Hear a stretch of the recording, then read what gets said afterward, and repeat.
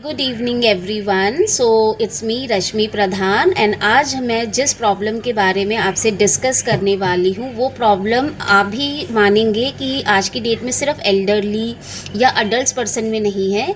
Even हमारे जो छोटे छोटे बच्चे हैं, एडोलेसेंट्स हैं, they are also suffering from this problem. So ये प्रॉब्लम है कॉन्स्टिपेशन। आई थिंक आप भी एग्री करते हैं कि आज की डेट में कॉन्स्टिपेशन धीरे धीरे एक बहुत बड़ी बीमारी बनता जा रहा है। सो आज हम इस वीडियो में यही डिस्कस करेंगे कि क्या क्या कॉजेज़ हैं कॉन्स्टिपेशन के, कॉन्स्टिपेशन होने से क्या क्या फर्दर प्रॉब्लम हो सकती हैं। और आज मैं आपको इस वीडियो में 5 होम रेमेडीज़ बताऊंगी जिससे आप कॉन्स्टिपेशन को बिल्कुल क्योर कर सकते हो। So let's begin with the causes. So पहला कॉज है हमारा लाइफस्टाइल। आज की डेट में हम बिल्कुल भी फाइबर इंटेक नहीं कर रहे हैं। हम high fibre cereals, fruits, vegetables का इंटेक नहीं करते हैं।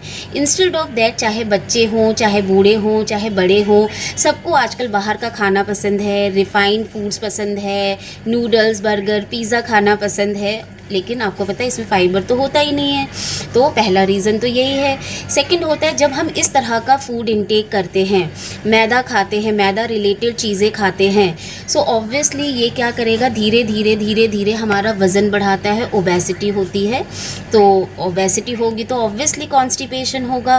थर्ड रीज़न है कि हमारा सेडेंट्री लाइफस्टाइल। ठीक है, हम बाहर खा रहे हैं, मैदा खा रहे हैं, लेकिन अगर हम उसे बर्न कर देते हैं तो कोई प्रॉब्लम नहीं होती है। लेकिन हम उसे कर भी नहीं रहे ना बर्न, हमारी सेडेंट्री लाइफस्टाइल है। हम पूरे दिन 8-8, 10-10 घंटे बैठ के काम कर रहे हैं एक ही जगह पे। इवन बच्चे, वो लोग भी जो है उनका भी स्क्रीन टाइम बढ़ गया है, दिन भर फ़ोन पे रहते हैं, बैठे रहते हैं, एक्टिविटी कम होती है। सो थर्ड रीज़न है हमारा सेडेंट्री लाइफस्टाइल। फोर्थ, अगर मैं बात करती हूँ कि भाई कॉन्स्टिपेशन क्यों हो रहा है, जब हम मील्स स्किप करते हैं, बहुत हमारे मील्स के बीच में लार्ज गैप होता है। जब आप खाना ही नहीं खाओगे तो स्टूल बनेगा कैसे, है ना। सो इसकी वजह से कुछ लोगों को कॉन्स्टिपेशन प्रॉब्लम फील होती है। फिफ्थ रीज़न है कॉन्स्टिपेशन का कि हम बहुत ज़्यादा बड़ी बड़ी बाइट्स खाते हैं, हम फूड को अच्छे से च्यू नहीं करते हैं, और उसके साथ हम वाटर का इंटेक ही नहीं करते। हम पानी पीना भूल जाते हैं, हम खाना खाते पर पानी नहीं पीते हैं। तो जब आप वाटर इंटेक नहीं करोगे तो हमारे स्टूल को सॉफ्टनिंग कैसे मिलेगी, वो सॉफ्ट ही नहीं होंगे। सो ये कुछ हमारे रीज़न्स हैं जो मैंने आपको बताया कि कॉन्स्टिपेशन होता है। अब कॉन्स्टिपेशन होने के बाद आगे की प्रॉब्लम की क्या होती है। जब कॉन्स्टिपेशन होगा तो आपने देखा है कि जब कॉन्स्टिपेशन होता है तो लोगों को बड़ा अनईज़ी फील होता है, पेन होता है, वो बहुत प्रेशर लगाते हैं स्टूल को पास करने के लिए। स्टूल अच्छे से पास नहीं हो रहा तो उन्हें हेडेक होता है, गैस होने लग जाती है, ब्लोटिंग होने लग जाती है। ये कुछ ऐसे सिंपल प्रॉब्लम्स की मैं बात कर रही हूँ। लेकिन अगर कॉन्स्टिपेशन सीवियर हो जाता है, आपको डेली बेसिस पे स्ट्रगल करना पड़ रहा है स्टूल को पास करने के लिए, तो धीरे धीरे ये सीवियर कॉन्स्टिपेशन में कन्वर्ट होता है और ये करता है bleeding piles, non bleeding piles, fissures, hemorrhoids, जिसमें कि पेशेंट को बहुत ज़्यादा प्रॉब्लम होती है स्टूल पास करने के लिए, और इवन उनको डॉक्टर को कंसल्ट करना पड़ता है और कई बार उन्हें हॉस्पिटलाइज भी होना पड़ता है। सो आपने देखा कि अगर कॉन्स्टिपेशन है तो क्या क्या सिंपल प्रॉब्लम्स हो सकती हैं और क्या क्या क्रॉनिक प्रॉब्लम हो सकती है कॉन्स्टिपेशन के लिए। सो गाइज, मैं एज अ हेल्थ कंसल्टेंट आपको यही कहूँगी कि make your lifestyle healthy, best good lifestyle अपना कीजिए। और आज मैं आपको बताने वाली हूँ ऐसे कुछ 5 होम रेमेडीज़ जिसे आप अपने अगर डेली स्केड्यूल में करेंगे तो डेफिनेटली आपको कॉन्स्टिपेशन से रिलीफ मिलेगा। सो फर्स्ट आपको करना है, you have to include high fibre fruits and vegetables in your diet. So high fibre vegetables में हमारे क्या आते हैं, जैसे ब्रोकली है, फ्रेंच बीन्स है, ग्रीन लीफी वेजिटेबल्स हैं।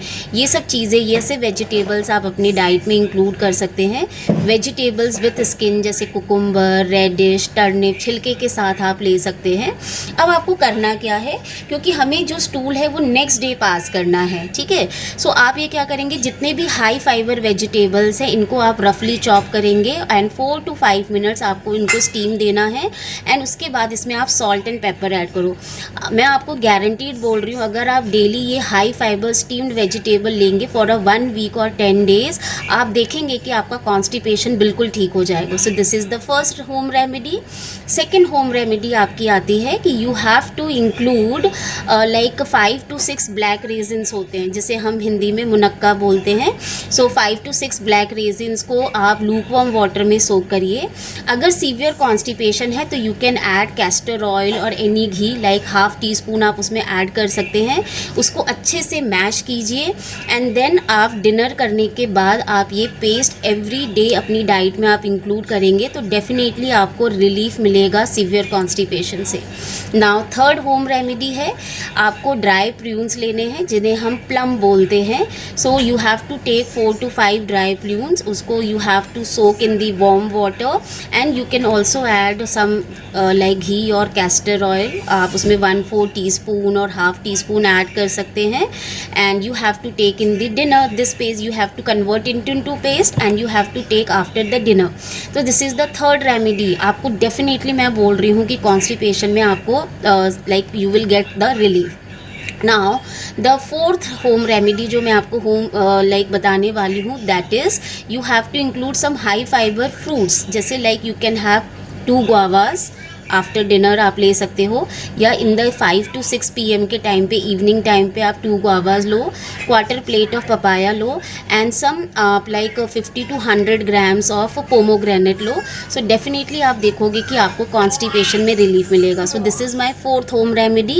And the fifth and the very most important home remedy, like जैसे आपने सुना होगा बेलपत्तर का जूस आता है and belpatra juice is known as a natural laxative.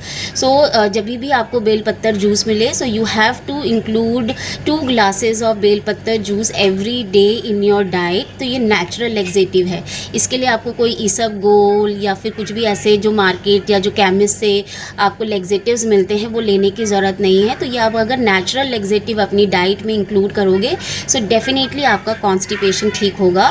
So guys, as a health consultant ये मैंने आपको 5 होम रेमेडीज़ बताए हैं।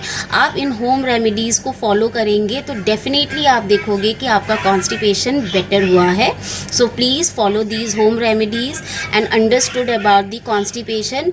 एंड अगर आपका कॉन्स्टिपेशन ठीक होता है तो please also mention in the comment कि you have got the result after following these home remedies. So thank you and have a nice day.